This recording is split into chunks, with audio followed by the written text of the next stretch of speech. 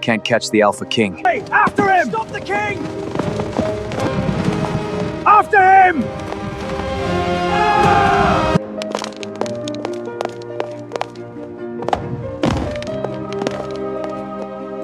Did His Majesty just climb a chimney? No. I think he did. Oh, moon goddess, he's drunk! Time to head home.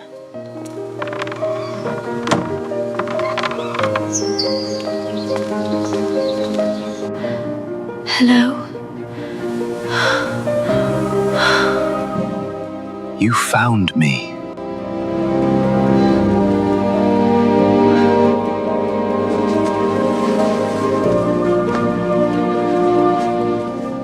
Sir, I think you've mistaken me for someone else. No. I found my person. Mine.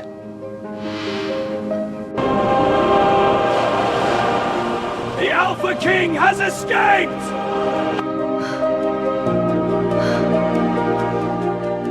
Oh no! The Alpha King of the 5 packs had one weakness, and only 2 wolves alive knew what it was. It was not silver. It was not an army. It was wine. Because when Kyle Draven drank, the coldest, most feared alpha in the world stopped being a king and turned into a needy, clingy, affection-starved puppy who would follow one kind face to the ends of the earth. One night, at a royal gathering, an ambitious she-wolf forced a toast into his hand.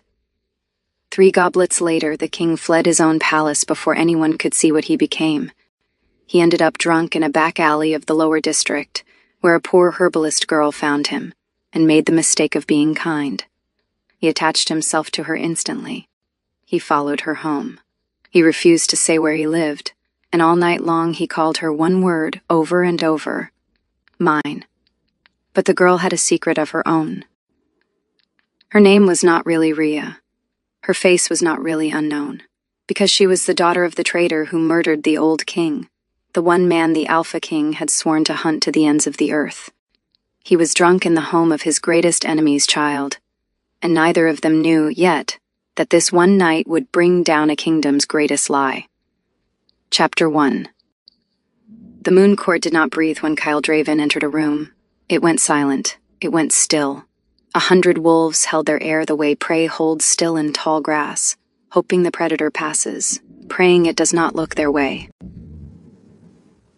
Tonight, the great hall of the Silver Palace glittered with nobles from all 5 packs, gathered for the signing of the Harvest Accord.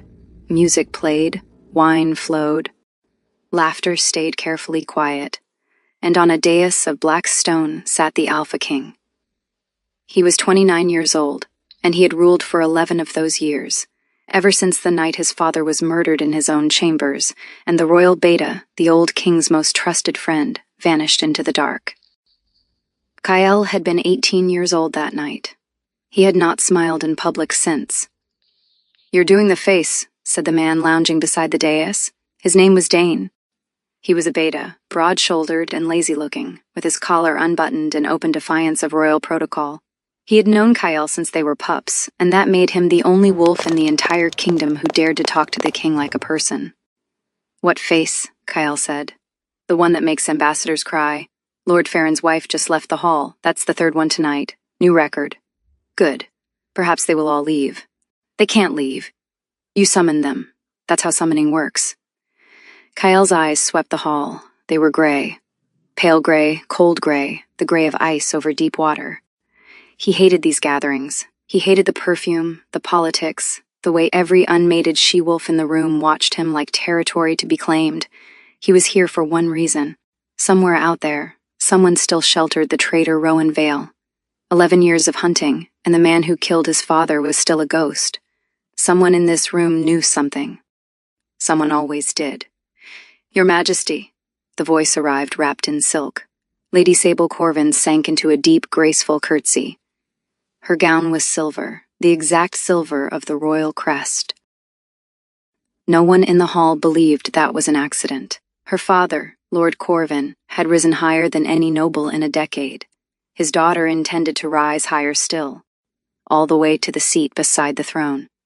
"Lady Sable, Kyle said in the voice he used for tax reports. The accord is signed, the packs are at peace, and it is all you're doing. She lifted 2 goblets from a servant's tray, and her smile sharpened.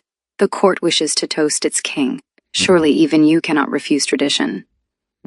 All around them, goblets began to rise. 100 faces turned toward the dais.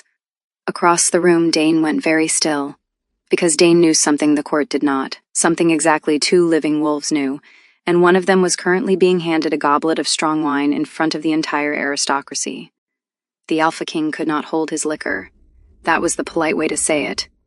The truth was worse. The truth was that 3 drinks in, the most feared wolf alive, the butcher of the Northern Rebellion, the king whose growl silenced war councils, turned into a whimpering, affection-starved puppy who would follow the nearest kind face around the room, begging not to be left alone. It had happened exactly once, when they were 19, behind locked doors. Kyle had not been able to look Dane in the eye for a week, and Dane had spent the 11 years since intercepting wine goblets like a bodyguard whose only enemy was beverages. He started pushing through the crowd. Too slow. Too many bodies. "To the Alpha King," Sable announced, her voice ringing to the rafters. "Long may he reign. Long may he reign," thundered the hall. 100 nobles watching. Refusing the toast would insult every pack present, the kind of insult that broke treaties. Sable knew it. Her smile said she knew it. Kyle drank. The goblet was larger than it should have been. The wine was stronger than it should have been. And Sable, sweet as poison, refilled it with her own hands. "One more, Your Majesty. For the harvest." He drank again because a king does not flinch. And somehow the goblet was full a 3rd time. And by the time Dane finally broke through the crowd, it was already too late. Kyle felt it hit him like a tide coming in. The hall went soft at the edges. The chandeliers blurred into little moons. And deep in his chest, the cold, disciplined thing that had ruled his life for 11 years simply let go. "Oh no," said the last sober corner of his mind. "No, not here, not in front of them." The room was too loud. Everyone smelled wrong. Unfriendly, cold, not pack, and a terrible loneliness came flooding up his throat. A loneliness he had locked away since he was 18 years old. It rose, and it wanted to come out of him as a whimper. He had to leave, now, before the entire court watched their king fall apart. "Majesty?" Sable tilted her head, studying him like a scientist studies an experiment. "You look pale." Kyle stood so fast his chair scraped the stone like a snarl. The hall went dead silent. He gripped the table, gathered 11 years of iron control into one final sentence and said, "The accord is concluded." Then the Alpha King walked out of his own gala, spine straight, step steady, every inch a sovereign, through the servants' corridor, out the garden gate, and over a palace wall his guards would later swear no living creature could climb. Dane arrived at the empty corridor 30 seconds too late. He looked at the open gate. He said a word that would have gotten any other wolf executed. The king was loose in the city, far away, in the lower district, where the streets forgot to be beautiful. A young woman locked up a small herbalist's shop and pulled her hood against the cold. Here, they called her Rhea. Just Rhea. No pack name, no bloodline. A nobody who sold sleep tinctures and fever bark, who asked no questions so that none would be asked of her. It had taken 2 years to become this invisible, because her real name was a death sentence. She was halfway down Tanner's Alley when she heard it. A whimper. Low, wounded, enormous. The sound of something very large and very sad. Her wolf stirred beneath her skin, wary. In this district, big things that cried in alleys were either traps or tragedies, and she could not afford to be near either one. "Keep walking," she told herself. "Whatever it is not your problem." She looked anyway. She would spend a long time, later, thinking about that. Slumped against the alley wall sat the largest alpha she had ever seen. Shoulders like a doorframe, black finery worth more than her entire shop, and his face was buried in his knees like a scolded child. He was rocking slightly back and forth. "Hey," she said, keeping her distance. "Are you hurt?" The alpha's head came up. Gray eyes found her, unfocused, glassy, and so nakedly hopeful that it hit her like a physical blow. He breathed in, long and deep, tasting her scent on the cold air, and then his whole face transformed, lit up. If his ears had been out, they would have perked. "You smell like warm," he announced with tremendous sincerity. "Okay, you're drunk. I am not drunk." He tried to stand, tipped sideways into a rain barrel, and held on to it with great dignity.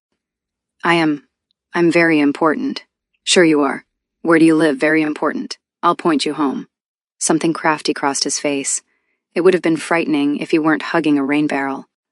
"Not telling." "Why not?" "Because you'll take me there." He said it like she had threatened him with a knife. "And then you'll leave. That's what people leave. Everyone." The whimper broke through again, cracking a voice built for commanding armies. "I don't want to go where you're not." Rhea stood in the cold alley, staring at the most dangerous drunk in the kingdom, and felt her entire evening fall apart. "I'm going home," she said firmly. "Alone. Good luck, big guy." She made it 11 steps. She counted. Then she heard him following. Not stumbling now, padding, silent and graceful the way something moves when it hunts for a living. She turned around. He stopped. He was wearing the expression of a puppy who had decided which human was his. "Stop following me. I'm not following you." He was directly behind her. "I'm going the same way forever." "That's following. That is the definition of." He leaned down as they walked and pressed his cold nose into her hair. A deep rumble rolled out of his chest, a sound so content she felt it in her ribs. "Mine," he said. "To no one, to the street, to the moon. Found you. Mine." "I am not— You don't even know my name." "Mine," he agreed happily. She tried to lose him at the fish market. He tracked her by scent, beaming with pride. She tried being stern. He wilted so tragically that a passing grandmother glared at her. She tried steering him toward a tavern. He took her sleeve gently between 2 fingers, carefully, like something precious he wasn't allowed to grip, and did not let go. And that is how Rhea, a woman whose survival depended on no one ever looking at her twice, found herself smuggling 6.5 feet of Royal Alpha through her shop door at midnight, while he loudly announced, "This is where we live. You are sleeping on the floor, and you are leaving at dawn." He looked around her tiny room, the dried herbs, the narrow bed, the single chair, like she had shown him a palace. Then he sank down beside her bed, curled his massive body into an impossibly small shape, and pulled her spare blanket around himself. It was old. It was patched. He sighed into it like a creature that was safe for the first time in years. "Warm," he mumbled. "Mine." "Unbelievable," Rhea whispered to the ceiling.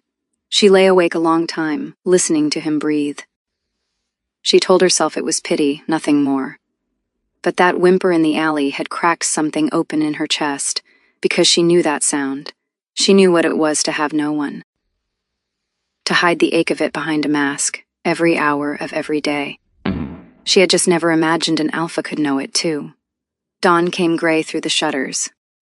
Rhea woke stiff and cold, and found her guest still asleep on her floor, sprawled now, one arm flung across his eyes. In the daylight, without the drunken softness, his face looked different, colder, sharper, carved, the kind of face that belonged on coins, on statues, on the blood left her body all at once. She knew this face. She had seen it exactly once, 2 years ago, from the back of a fleeing crowd, lit by torch fire on a palace balcony. She had watched this man vow, before all 5 packs, that he would hunt her father to the ends of the earth, that the bloodline of the traitor Rowan Vale would answer for the murder of his. The Alpha King was asleep on her floor, and Rhea Vale, the traitor's daughter, was the mine he had growled all night long. Chapter 2. Kyle woke the way he always woke. Instantly, completely.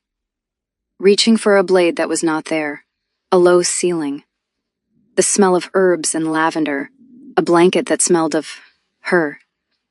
The scent hit him before the memory did. Warm and green, threaded through his senses like it had grown roots overnight. Then the memory arrived. The toast, Sable's goblet, the tide coming in. And after that, fragments. Blurred, horrifying fragments. An alley, a rain barrel he had confided in, a woman with dark, careful eyes, and himself, the Alpha King of the 5 packs, trotting after her through a fish market like a hound, pressing his nose into her hair. "Mine. Found you. Mine." Kyle Draven, who had once stared down a rebellion without blinking, lay very still on a stranger's floor and seriously considered never getting up again. Across the room, the woman was awake. She stood by the cold hearth with a fire poker in one hand, held casually, the way people hold things they are pretending not to hold. Her face was carefully, perfectly blank. "Morning," she said. "Tea?" He rose, and she watched it happen, watched the softness she had guided home last night get packed away, piece by piece, behind 11 years of ice. Sober, upright, and cold, he seemed to fill her whole shop for entirely different reasons. "What happened last night?" he said.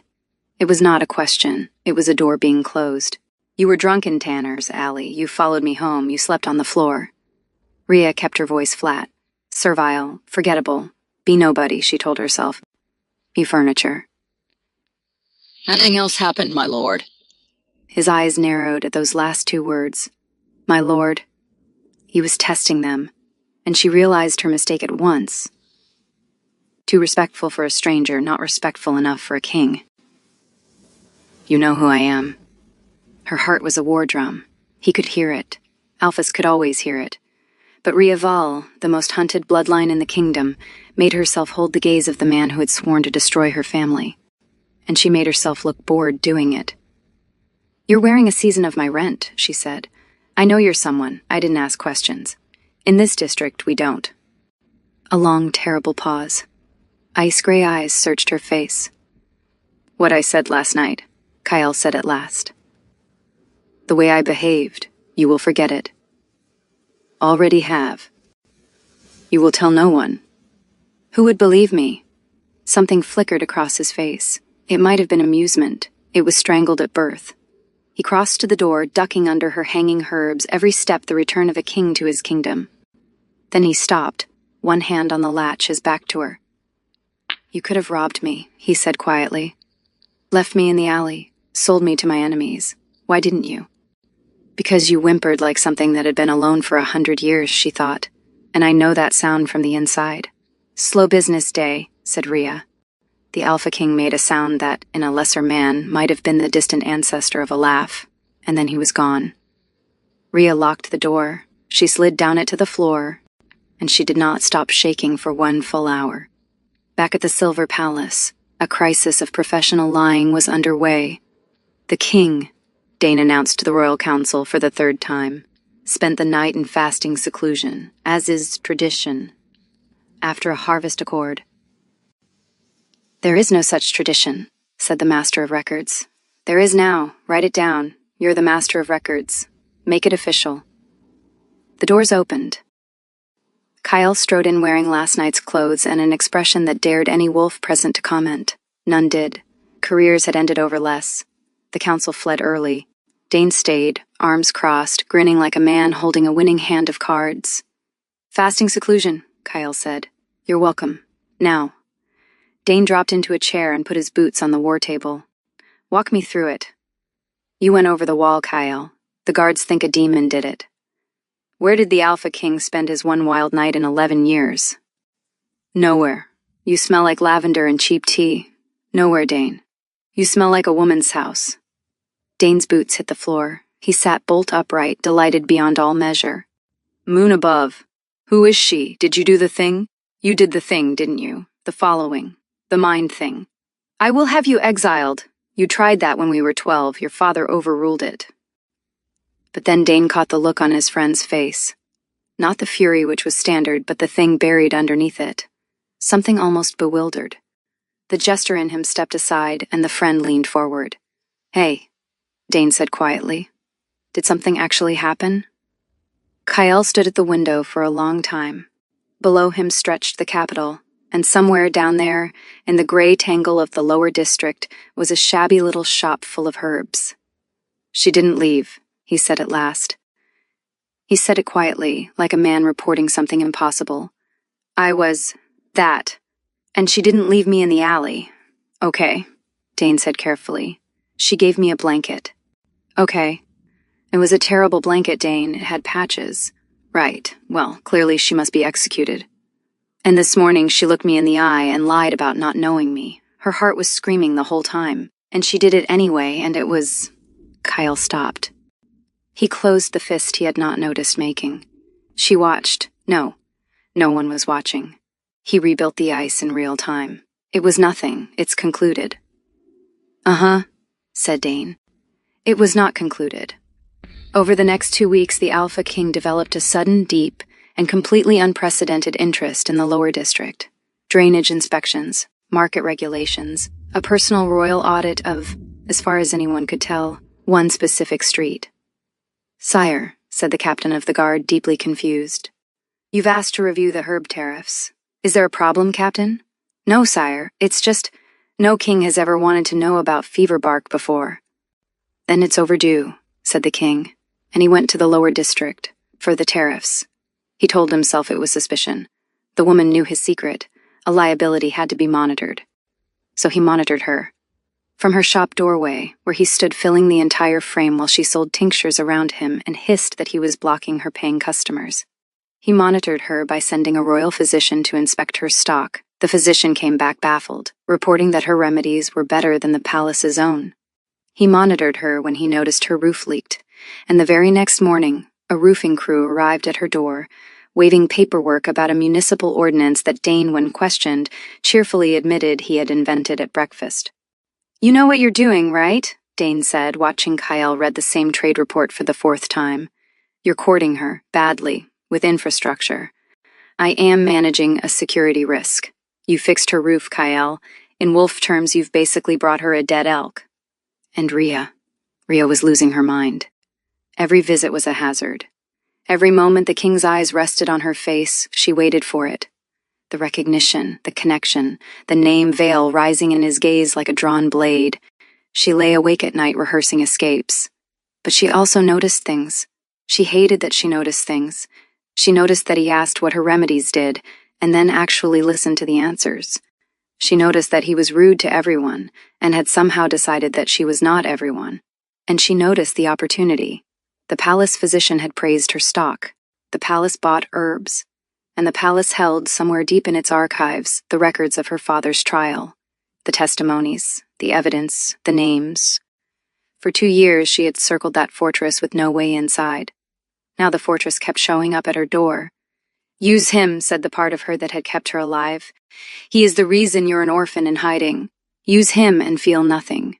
He said warm like it was your name, said another part of her, treacherously. On the 15th day, at dusk, there came a knock. Not at the shop door, at the back door, the private one.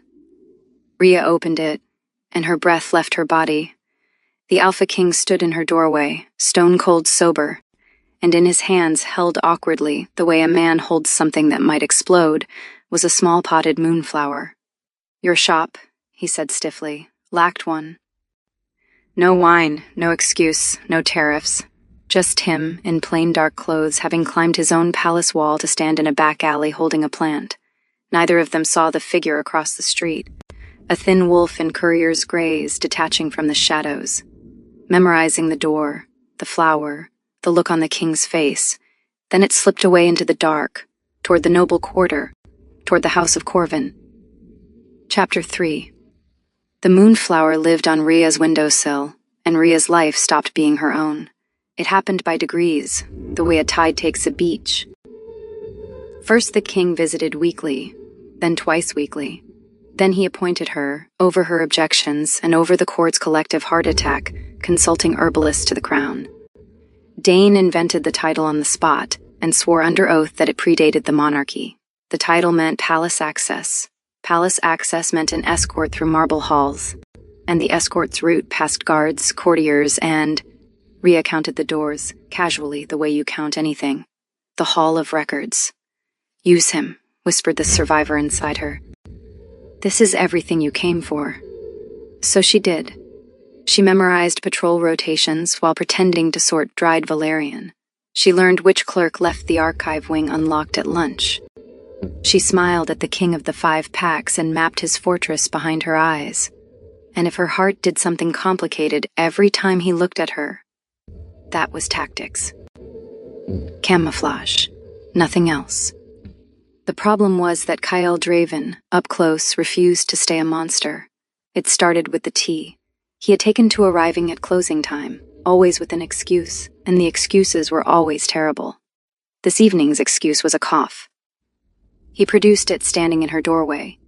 One single dry ahem, delivered with the confidence of a man who had never been sick in his life and had researched the concept that afternoon. A cough, Rhea repeated. A serious one. It may require ongoing treatment.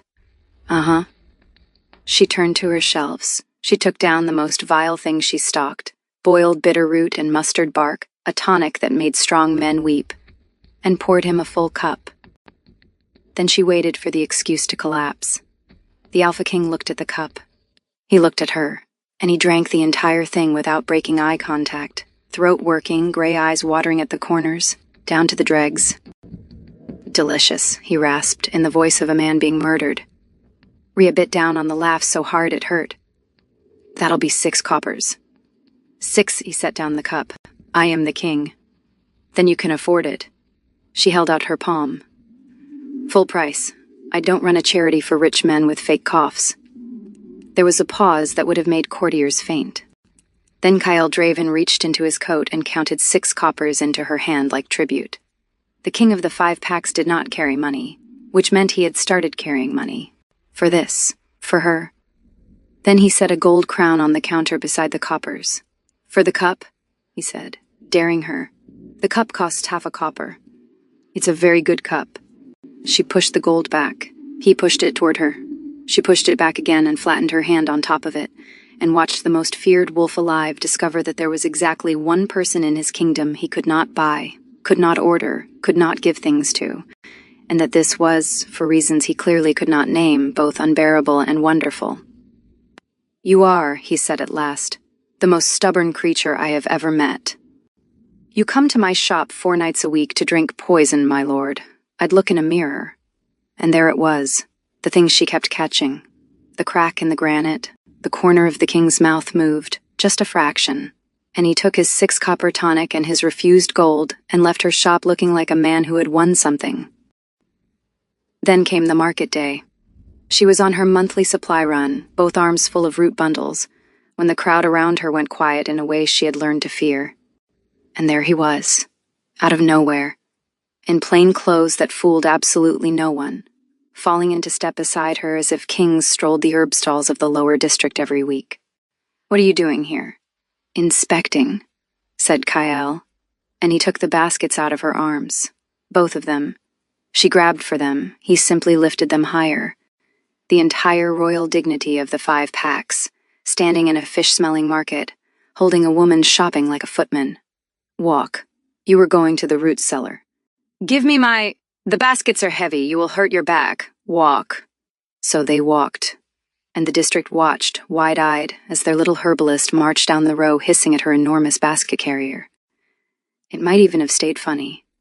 But the root cellar's stall was crowded, and a drunk laborer chose that exact moment to grab Rhea's wrist and slur something about the pretty herb girl. The market did not see the king move. No one ever saw him move. One instant the man had her wrist. The next Kyle had him. One hand, lifted off the ground, held at eye level. The temperature of the entire street seemed to drop, and the sound coming out of the king's chest was not a sound meant for daylight. Kyle. Rhea laid her hand flat on his arm. The growl stopped like a snuffed candle. He looked down at her hand. The drunk dangled in the air, forgotten. Put him down. He touched, and now you're going to put him down. Gently. Because this is my market, and these are my neighbors, and I have to shop here after you go back to your palace. She held his eyes. Gently. The king set the man on his feet with the exaggerated care of a wolf returning a stolen chicken. The laborer left the district at a dead run. Possibly the kingdom. Silence. 100 market-goers suddenly, intensely interested in turnips. I was gentle, Kyle said. You were going to eat him. I was not going to... A muscle worked in his jaw. And then stiffly, quietly, came something his species did not produce, an apology. This is your territory. I overstepped. She took her baskets back. He surrendered exactly one, the lighter one, and would not give up the other for love or threats. They finished her shopping like that. her bargaining with vendors, him looming behind her, radiating menace, until she elbowed him and ordered him to smile at the cabbage seller. He tried.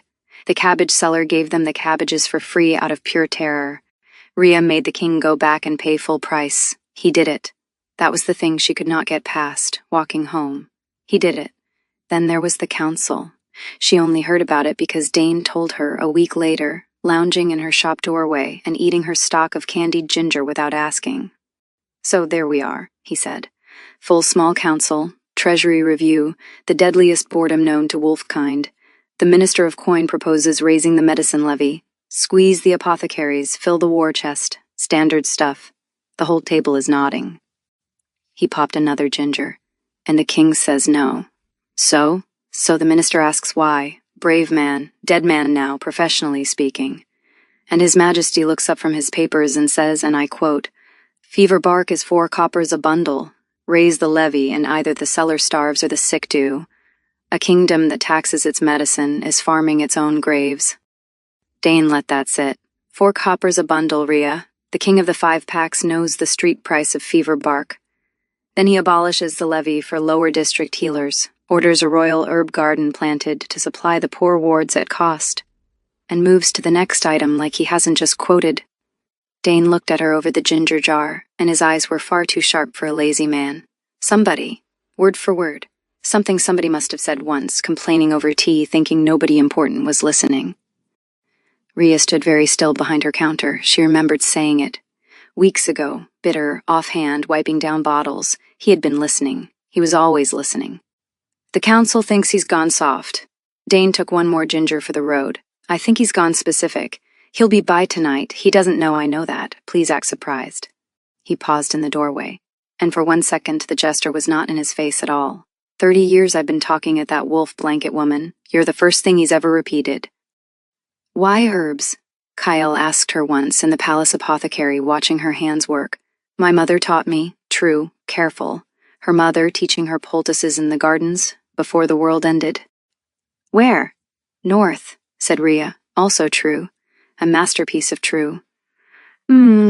He was quiet a while, and then, with the stiffness of a man performing surgery on himself, my mother kept a garden. Before. I had it paved. Rhea looked up. Why would you do that? Because it kept growing, said the Alpha King, and she didn't.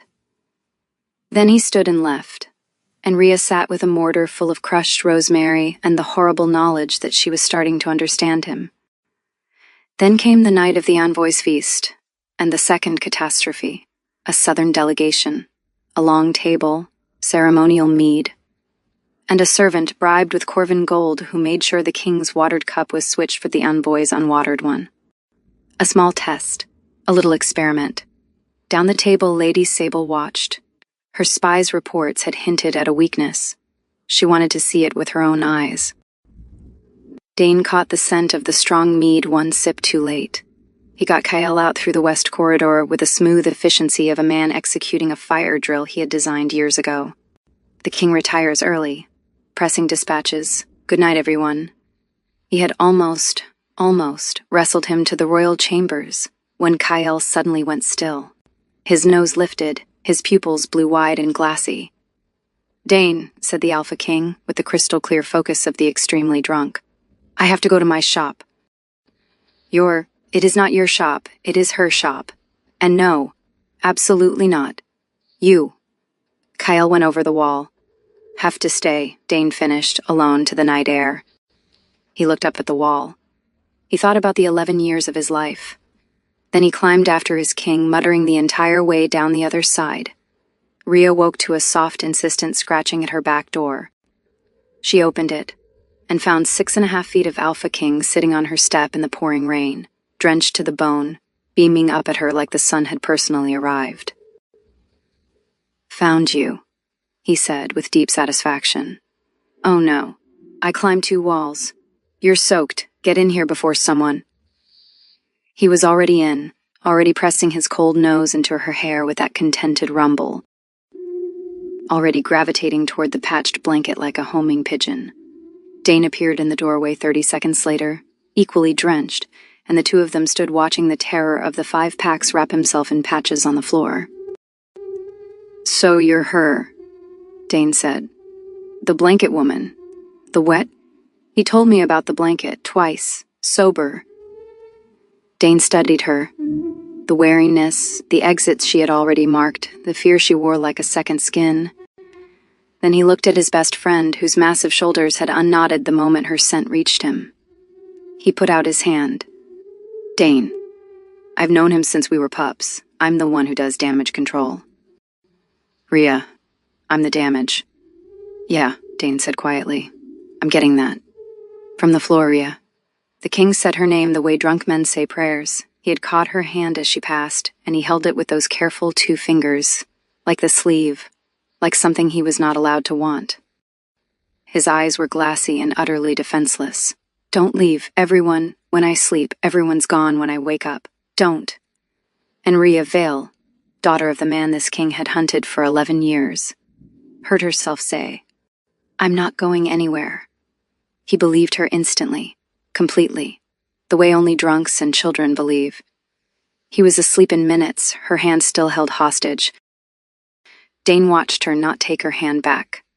"He's going to fall in love with you," he said. He didn't say it like an accusation. He said it like a man reading a map. "Sober, all the way. He does nothing halfway. He is going to hand you the one thing in this world that can actually destroy him, because that's what he's been looking for someone to do since his father died. So I need to know, blanket woman, whatever it is you're not saying, and you are not saying something, I can smell it." He leaned forward. The laziness was gone. And there it was, the reason a laid-back beta had survived a decade beside a throne. "Is it going to break him?" Rain on the roof, the king's slow breathing, her hand warm in his. "I don't know," Rhea whispered. It was the most honest thing she had said in 2 years.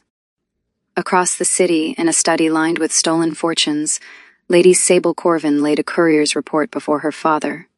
The shop, the flower, the herbalist with no history, no pack, no past. A woman who had appeared in the capital 2 years ago out of nowhere. Lord Corvin, who knew better than anyone alive what had really happened 11 years ago, because it was his gold that had held the knife's leash, read the report twice. Then he unlocked a drawer and drew out an old portrait. Rowan Vale, the framed beta, standing with his wife and a dark-eyed daughter of 12. Sable looked from the girl in the portrait to the description of the woman in the shop, and slowly she began to smile. "Well," she said. "Hello, Rhea Vale." Chapter 4. Lord Corvin wanted the girl quietly dead, a knife in the lower district. Bodies turned up there all the time. "And she's a mystery he will the firelight. Dead, she's a mystery he will mourn. You've seen how he is about her. He would tear the district apart stone by stone, and father, our name is under too many of those stones." Her smile was her father's smile, refined by a generation. But exposed? Exposed, she's a traitor's whelp who wormed her way to his side. He won't mourn her. He will hate her. And a humiliated king in need of comfort. She smoothed her silver gown. Is finally a useful one. Her father regarded her with genuine pride. Where? Publicly, somewhere he cannot afford to be soft. Sable's eyes gleamed. The moon's remembrance. The remembrance. The one night a year the entire court gathered to honor the murdered old king. 11 years of ritual grief presided over by his son. There was no crueler stage in the kingdom. Which was precisely the point. Rhea knew none of this. Rhea was having the best and worst month of her life. The best of it looked like this. A rain-lashed evening, the shop closed, and the king of the 5 packs sitting on her floor, by choice. He always chose the floor. Some part of him had decided the spot by her hearth was his spot, and no force in the world was moving him, with a border dispute spread across his knees. The eastern packs want the river ford, he said. The southern packs have held it for a century. Both have sworn blood if they lose it. My generals want me to garrison it and let both sides hate me equally. Why are you telling me this? She was hanging herbs to dry, half listening. I sell tea. Because my generals are wrong and I want to know why they're wrong. And you are the only person I know who thinks like someone who has actually stood in a market. He turned the map toward her. Look, tell me what you see. She looked, because he would keep asking until she did. A river, a ford, 2 territories. Who fishes it? Kyle blinked. What? The ford. A river like that isn't a war prize. It's somebody's supper. Both banks fish it. Both banks water their herds there. Whichever pack wins it, some grandmother on the wrong side stops being able to feed her family. And that, 20 years from now, is your next war. She shrugged and went back to her time. Don't give it to either of them. Make it common ground, market rights on both banks, shared tolls, punish anyone who bloodies the water. People don't fight over a well they both drink from. Silence. She turned around and found the Alpha King staring at her with an expression she had no name for, the expression of a man who had been handed the key to a door he had spent his whole life shouldering. Common ground, he repeated slowly. It's not brilliant, it's treaty language is what it is. He was already writing fast in the margins of the map. Shared tolls, blood price for fouling the water. My grandfather did something like this with the northern passes. No one has fought over them since. He looked up at her, and the door in the granite was not ajar anymore. It was wide open with firelight coming through. 200 lords in my court, he said, and the best council in my kingdom charges me 6 coppers for poison. Full price, she said faintly. Full price, he agreed, and he went back to writing, and Rhea stood in her own shop, holding a bundle of time, watching a king redraw a border, because she had mentioned a grandmother, and understood that she was in the worst kind of trouble. He stayed too late that night. He always stayed too late now. At the door, with the rain waiting for him, he paused. She watched him actually gather himself, shoulders squaring like before a battle. When you address me, he said stiffly, you say my lord, or nothing, which is worse, and which you know is worse. Should I curtsy more? I could curtsy more. You could... He stopped. Started over, gravely, formally. With the ceremony of a man signing away a province, you may call me Kael. The rain filled the pause. I know your name, Rhea said. You have never once used it sober. His jaw tightened. He was looking slightly over her shoulder. The fearless butcher of the Northern Rebellion, unable to make eye contact with an herbalist. I find that it has come to my attention that I would... A breath. Say it. Please. The please cost him something. She could see what it cost him. And because she could see it, and because she was already in the worst kind of trouble, she said, Good night, Kael. The Alpha King flushed, visibly, to the ears. He stood in her doorway a moment longer, as if the name had struck him somewhere structural. Then he said, Good night, in a voice half an octave lower than necessary, walked into the rain with tremendous dignity, and missed the turning to the palace, and had to double back. She watched the whole thing through the window.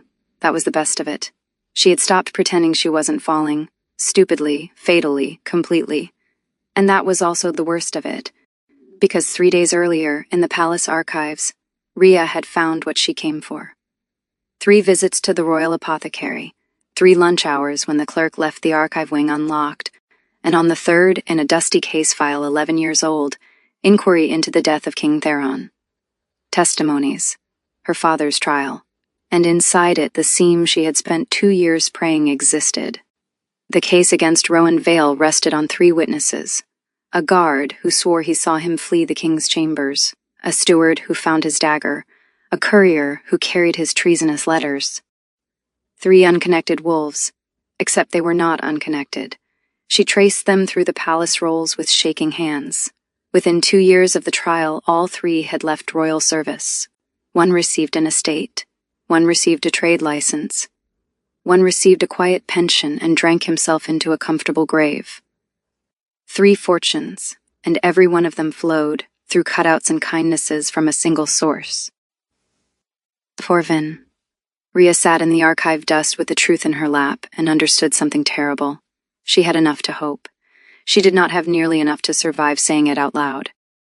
Accuse the most powerful lord in the court. As who? A false-named herbalist? The moment she opened her mouth, her bloodline opened with it. She needed the final piece. The money trail's origin, Corvin's own ledgers. Tell Kael, begged her heart. Tell him everything. He would believe you. He has spent 11 years hating your name, said the survivor, and you have spent 2 months lying to his face. Which will he believe, the evidence or the pattern? 1 more week, she bargained, 1 more piece. Then she would lay the whole truth in front of him, so complete, so undeniable, that her name would not matter. She had 4 days. The moon's remembrance filled the great hall with white candles and dark silk. Rhea attended because Kyle asked her to. Asked, the word rusty from disuse. She attended because the consulting herbalist had prepared the remembrance incense. And she attended because she was weak and wanted to stand in candlelight near him 1 more time before the reckoning came. She should have known. The wine was too free, the crowd was too curated, and Sable was too radiant. Mounting the dais steps in the middle of the ceremony, a scroll in her hand, grief nailed across her face like a mask. Forgive me, Majesty. Her voice rang to the rafters, pitched perfectly between sorrow and duty. On this night of all nights, I cannot stay silent. There is a traitor among us. The hall went still. Kyle turned from his father's shrine, candles at his back, annoyance sharpening into attention. 11 years ago, Rowan Vale murdered our king and fled justice, but his blood did not end with him. The scroll unfurled, the old portrait copied large, the beta, the wife, the dark-eyed daughter 12 years old, her face the seat of a face every wolf in that hall had seen at the king's elbow for 2 months. His daughter lives. She has changed her name. She has spent this season charming her way to the throne's side, into the palace, into its archives. The guards will confirm she was found among the sealed records of the old king's death, 3 days past. Heads were turning. The court moved like one animal scenting blood. 100 faces rotating toward the consulting herbalist, frozen in the candlelight. And she stands among us tonight, Sable finished, soft as a blade going in, as we mourn the king her father slaughtered. Rhea, volley. Silence, like a dropped goblet. Kyle laughed, 1 short, cold note, a man dismissing an absurdity. Careful, Lady Sable, that accusation is. He turned to Rhea to share the joke of it. This obvious poison nonsense. He turned with total confidence to the one honest liar in his court, and saw her face. Not outrage, not confusion. Guilt. White, cornered, shattering guilt. 2 years of camouflage collapsing all at once. And underneath the guilt, something worse. Goodbye. She was looking at him like something already lost. The hall watched their king understand. They watched the door that had come open over 1 long season swing shut, lock, freeze. The king's face went somewhere winter could not follow, past rage into something ancient and dead. Somewhere behind his eyes, an 18-year-old was standing in his father's blood-soaked chambers all over again. Kyle, Rhea said. His name, it was everything she had left. Confirm your name. His voice was wrong. Quiet. Courtroom quiet. Your name. She could have run. The doors were far and the guards were close, and none of it mattered. There was only one thing left in the world she could still give him. The truth. So she stood up straight, in front of the pack lords of the 5 realms, and gave it. Rhea Vale, daughter of Rowan Vale. Her voice did not break. That was its own small miracle. And my father did not kill yours. He was framed, and I can prove. Seize her.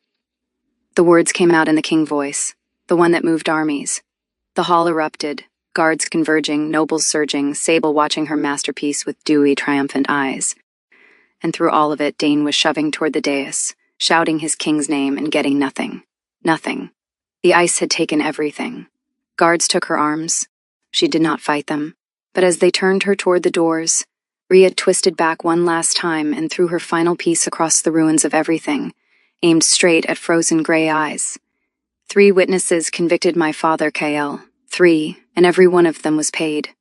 The trail is in your own archives. That is what I was looking for. That is all I was looking for. The guards dragged her. She planted her feet for 1 more heartbeat. Your father's murderer is still in this court. He is in this room, and if you kill me, he wins twice. The doors of the great hall boomed shut behind her.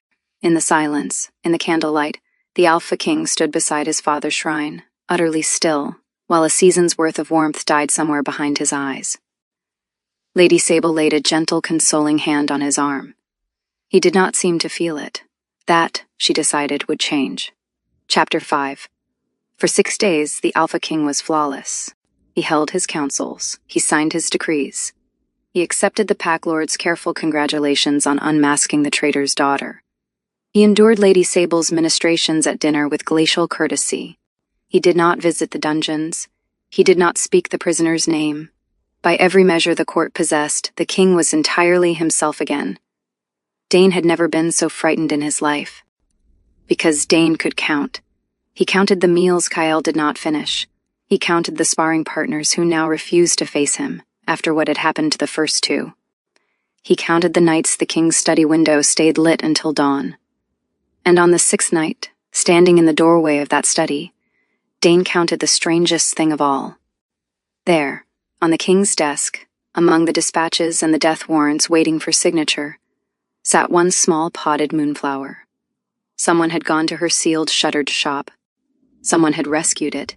It sat in the lamplight like a hostage. The warrant beneath it bore her name. It had borne her name for 6 days. It was the only paper on that desk the king had not touched. "You going to sign that?" Dane asked.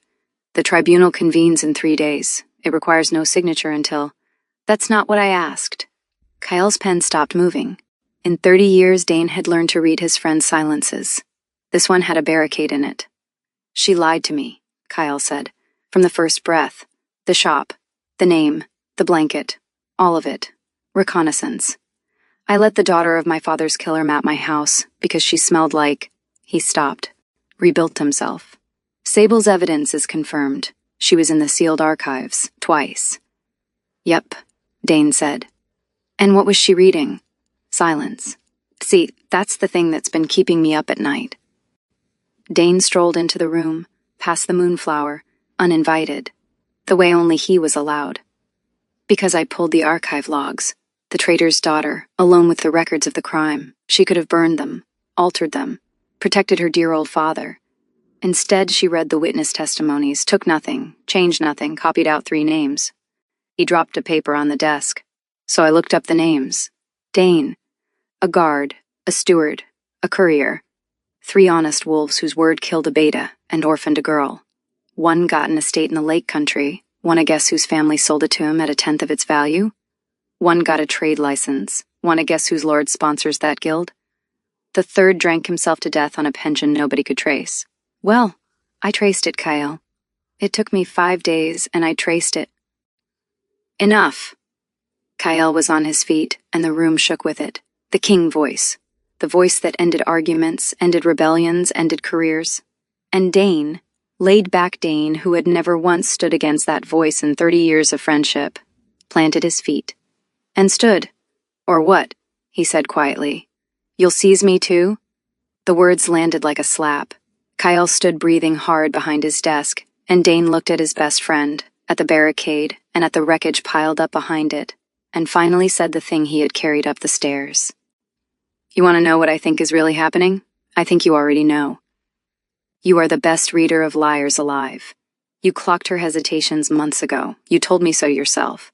And when she stood in front of the whole court with nothing left to gain, and said he was framed, every instinct you have told you it was the first entirely true sentence spoken in that hall in years." He stepped closer. "And that is the problem. Because if she is telling the truth, then it was never Rowan Vale. Then you have spent 11 years hunting the wrong ghost while the real one poured your wine. Then the man who killed your father watched you grow up, Kyle. Bowed to you. Toasted you." The moonflower sat in the lamplight. Kyle was staring at it. "Sober you built walls so nothing could ever reach you again," Dane said. "Drunk you climbed 2 of them, in the rain, to sleep on her floor. I have known both of you my whole life, brother, and I am telling you, the drunk one was never once wrong about people, not once." A pause. He picked her. A long, long silence. "The pension," Kyle said at last. His voice had changed. The ice was still in it, but it was moving now. Grinding. A frozen river breaking up. The third witness, who paid it. Dane exhaled 11 years. "Corvin," he said. "It roots through 4 sets of hands, but it starts and ends with Lord Corvin. All 3 witnesses, all 3 trails, 1 house." He paused. "The same house whose daughter put 3 goblets of strong wine in your hand the night this all started. The same house whose daughter stood on your dais last week holding a private family portrait she should never have possessed.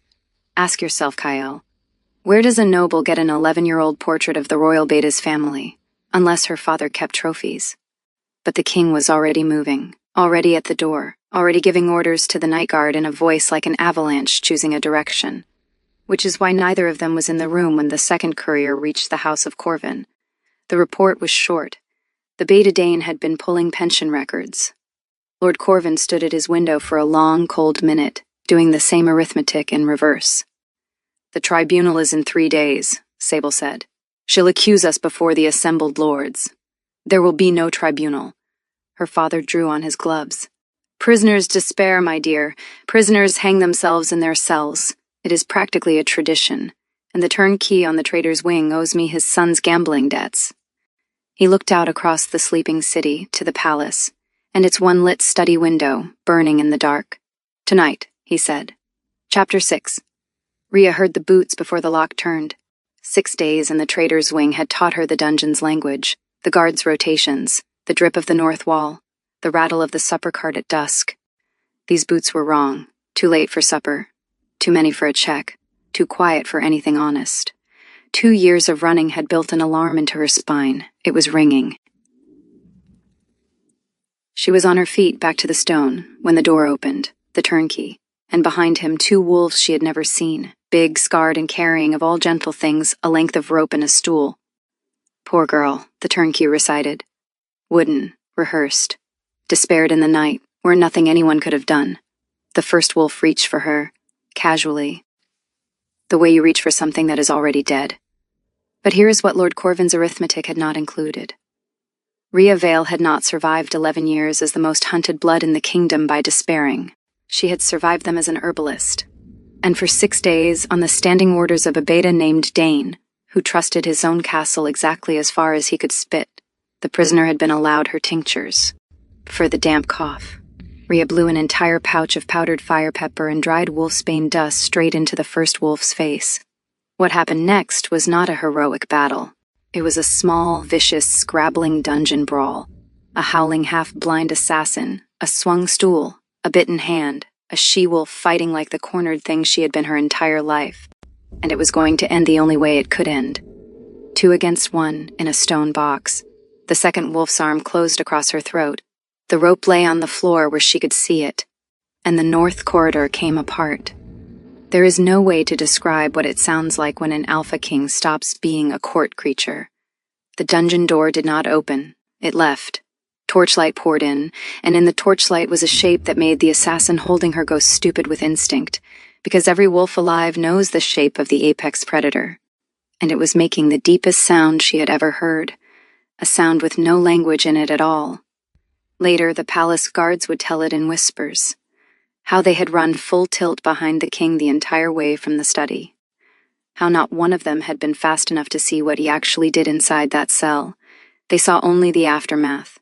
2 assassins and a turnkey on the stones, alive because their testimony was needed, and for no other reason. And the Alpha King of the 5 packs on his knees in the straw, checking a prisoner's throat, her wrists, her face, with shaking hands, saying her name, her real name.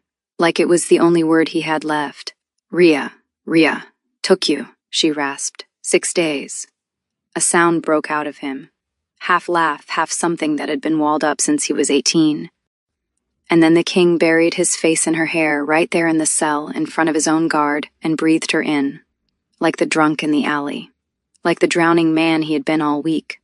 And Rhea Vale stood in the ruins of her second life, with the man made of ice shaking against her, and held on. "I know about Corvin," he said into her hair. "The witnesses. The money. Dane found the trail. You found the trail, he only followed it. I should have listened in the hall, I should have—" "Yes," she agreed. "You should have. They came for you tonight. If I had been 1 hour, Kyle." She pulled back and made him look at her.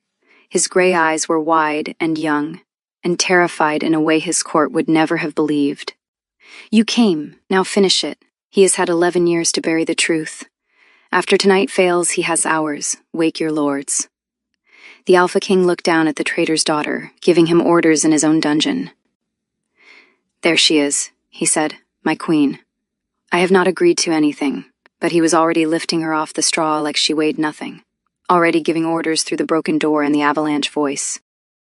"Seal the gates, wake the tribunal, arrest the turnkey's paymaster." And the last thing the traitor's wing ever saw of Rhea Vale was the most feared wolf alive carrying her out of the dark, and refusing, despite several direct requests, to put her down. They tried Lord Corvin at dawn, before the assembled pack lords in the same great hall. It was not close. The assassins talked before sunrise. Corvin's leash on the turnkey unwound in front of everyone. Then came the pensions, the estate, the trade license. 3 bought witnesses, laid out link by 5 days of Dane's digging. And then came the portrait, and the question Sable had never prepared for, because her father had never told her where it came from. The palace inventory of Rowan Vale's seized household, 11 years old, listed one family portrait, removed as evidence by order of Lord Corvin. It had never entered the evidence rolls. He had kept it, a trophy, for 11 years. And then, because fate has a sense of theater, came the piece no one expected. A rider at the gates at full noon. Gray-bearded, gaunt, half-starved from hard travel. Turning himself in at the door of the kingdom that had hunted him for 11 years. Rowan Vale had heard his daughter was taken. He had started riding the same hour. The hall watched the old beta and the young king face each other across 11 years. The 2 wolves Corvin's knife had orphaned in a single night. They watched the king step down from his dais, and they heard him say in the king voice, so that no wolf in the 5 packs could ever pretend otherwise. "The crown wronged you, Rowan Vale. I wronged you. Your name is clean from this hour, and your daughter." The ice cracked clean through, and what was underneath it was 18 years old. "Your daughter saved us both." Lord Corvin went to the block. Sable, whose crimes were ambition and a toast, went instead to a sealed convent pack in the far north to contemplate her choices at great length. And if a small, drunk, puppy-shaped piece of royal gratitude went into that leniency, only 3 people ever knew. Chapter 7. 1 month later, the Silver Palace held a feast. Not an accord, not a remembrance, a betrothal.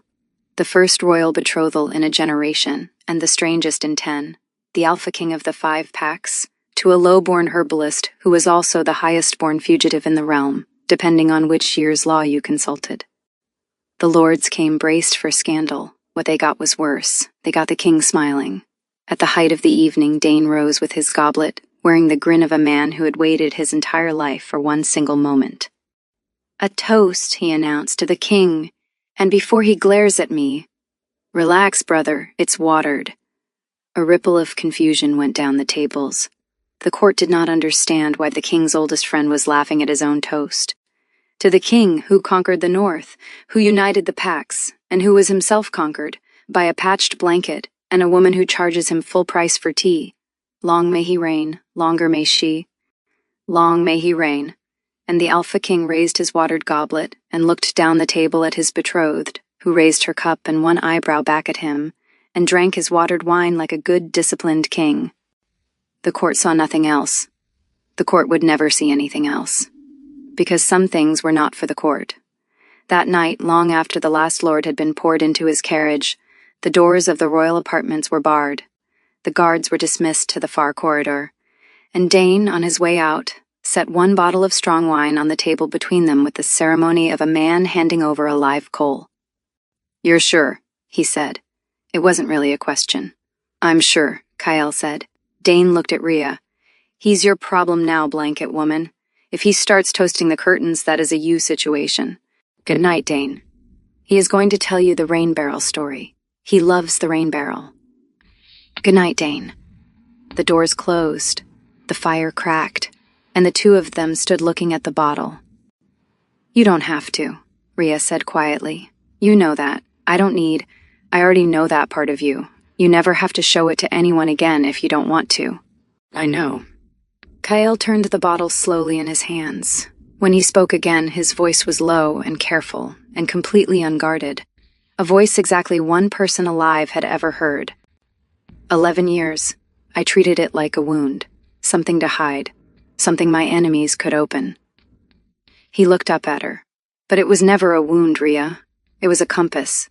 Every wall I ever built, and the truest part of me still walked straight out of a palace and found you in the dark. He poured one cup. The court gets the king, he said. You get the rest, if you'll have him. He is, I am told, extremely clingy. Rhea took the cup from his hand, set it down, and kissed him first, slow and sure and sober, so there would never be any question about what was chosen and what was wine. Bring the blanket, she said. He drank. It took 20 minutes, the way it always did. She watched the tide come in, watched 11 years of ice let go of the wheel, gently this time, safely this time, behind barred doors with her hand in his hair. The most feared wolf alive slid off the couch, curled his enormous frame onto the floor beside her, and laid his head in her lap with a rumble she felt through the stones. Found you, he mumbled, radiant with joy. You found me months ago, big guy. Found you first. A pause. Glassy gray eyes peered up at her, suddenly grave with drunken logic. Rhea, don't tell the king about this. He's very embarrassing about it. She laughed until her ribs hurt. He rumbled on, delighted, hoarding her nearness, telling her, as promised, the rain barrel story, which improved with every telling and now featured heroism, and much later, half asleep against her knee, wrapped in a patched blanket no royal seamstress would ever be permitted to replace, the Alpha King of the 5 packs said the only word he had ever really meant. Mine. Yours, the future queen agreed, her fingers in his hair. All yours. Nobody else's problem ever again. He sighed, the sigh of a creature safe for the first time in years, and slept. Epilogue. They pulled up the paving stones in spring. It was the queen's first decree. Technically her second after the pardons, but it was the one the palace staff remembered. The old Queen Mother's garden, sealed under flagstone for 11 years, was opened back up to the sun. Kyle stood at the edge of it for a long time, the morning the first bed was turned. He said nothing. He didn't have to.